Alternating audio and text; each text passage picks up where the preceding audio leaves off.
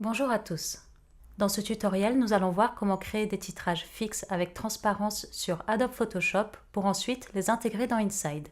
C'est une petite astuce que l'on vous propose puisque la première version d'InSide n'intègre pas encore d'éditeur de texte, ce qui sera le cas dans les prochaines versions, et vous pourrez donc créer directement vos titrages dans le logiciel. Je crée une composition au format HD que j'utilise dans InSide, donc ici 1920 par 1080. Je sélectionne l'outil texte pour pouvoir écrire mon titre, par exemple titre du film. Dans cette fenêtre, je peux définir une police, effectuer les réglages que je souhaite, définir la taille.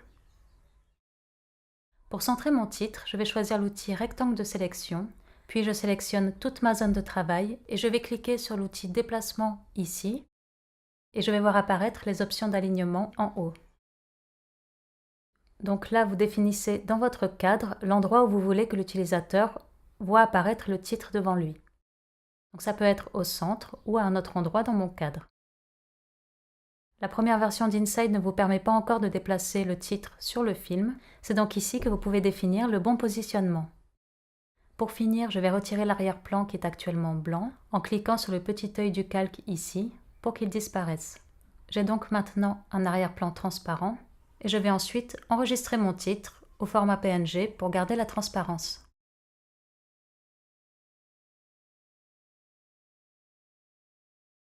Je vois donc que j'ai mon fichier avec un arrière-plan transparent et quand je vais l'intégrer dans InSide, je le verrai donc s'afficher par-dessus ma vidéo. Puis je vais créer mes différents sous-titres. Donc je vais les placer au centre en bas.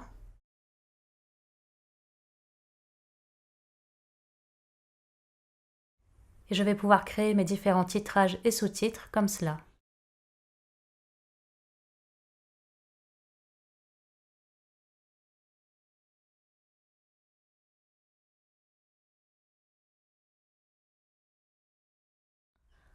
On va ensuite importer ces titrages dans InSide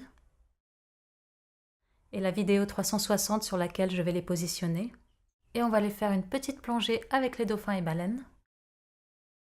Donc attention, l'ordre des pistes est important. Pour que vos titrages et logos apparaissent, il faut qu'ils soient positionnés sur une piste située au-dessus de la piste vidéo. Ici, je vais préciser que la vidéo est au format sphérique en cochant Is Media 360 via le clic droit sur le média dans le chutier. Je cherche l'endroit où je veux placer mon titre de film et je peux donc utiliser l'outil Trim pour définir sa durée. Puis j'ajoute mes différents sous-titres. Je peux visualiser en grand écran, donc vous voyez ici que mes titrages restent positionnés devant, peu importe où je regarde dans la vidéo 360.